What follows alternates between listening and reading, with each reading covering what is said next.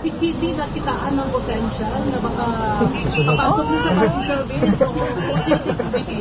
Alam nyo, may time pa ba kayo? Pwede pa ba?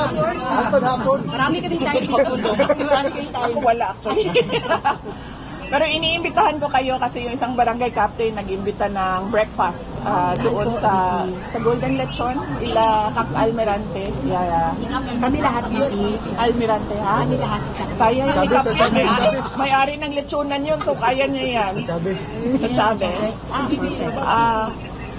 Kitty. Yeah. Una kong nakita yung potential ni Kitty doon sa The Hague. Kasi nung sabay kami na lumabas, galing sa detention center, ay sinabi ko sa kanya, sumama ka sa akin.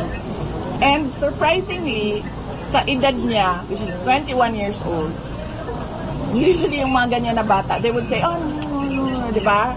Ayoko. She didn't say anything. Naglakad lang siya diretso by my side. Doon ko nakita na parang merong self-confidence. Meron siyang self-confidence.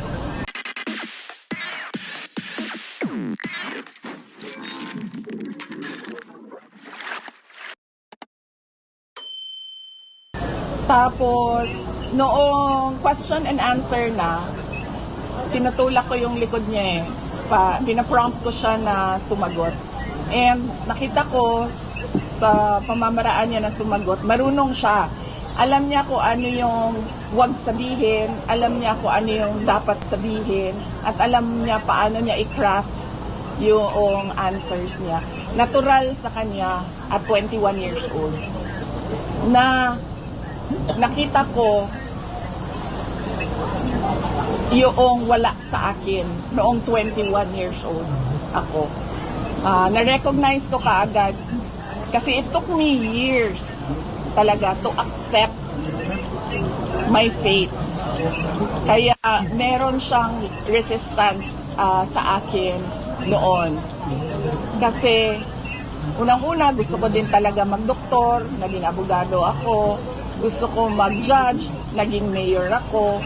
So, merong resistance sa akin noon.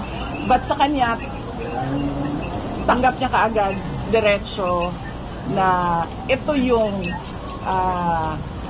likely na magiging buhay ko. I will become a public person. Not necessarily a government official siguro, but alam niya na meron siyang public na persona. So, I'm happy na ganon. Kasi kung makita ninyo sa akin, lalo na yung mga tiga Davao City, ang tagal ko nag-develop from 2007 to 2019 to 2022 hanggang ngayon. I was always a work in progress sa aking pagtanggap, sa aking role sa ating bayan. But siya, automatic yun sa kanya. So, masaya ako for her because that is one challenge na hindi na niya kailangan pagdaanan. Yung pagtanggap, acceptance sa kung ano man yung calling mo. So, tinutusok mo siya ay yung boyfriend niya, bagong boyfriend niya, confirm na yun. Yung apo na. Kinonfirm niya ba? Apo? Confirm niya naman, ito niya sa IG. Kinonfirm niya ba? Yung apo? Siya na lang siguro mag-confirm. Hindi ko kilala. Ilocano na naman. I know, Ilocano na naman. Hindi ko kilala, nabanggit lang niya. Pero ang pagkakaintindi ko, mabait yung lalaki. Kasi siya yung nung kaguluhan ng March 11, March 12, March 13, siya yung nagbantay kay Kitty kasi nagulo din yung nanay niya. So, ito yung taong na nagbantay sa kanya. So, malamang siguro mabait. My pillars are my parents.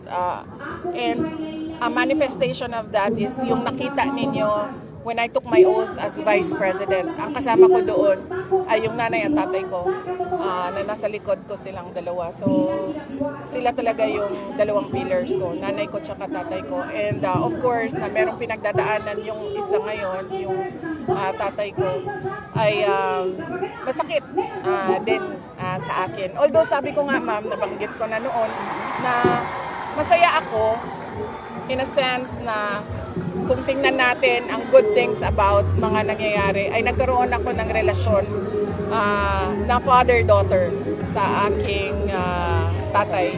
Dahil noon talaga ay wala talaga kaming, hindi kami nag-uusap, hindi kami nagkikita at all.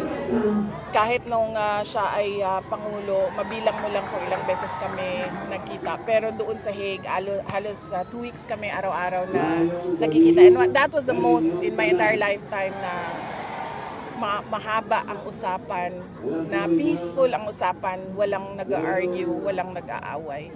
And masaya ako na gano'n. Na nandiyan pa rin naman siya. He's still a pillar. It's just that physically malayo siya.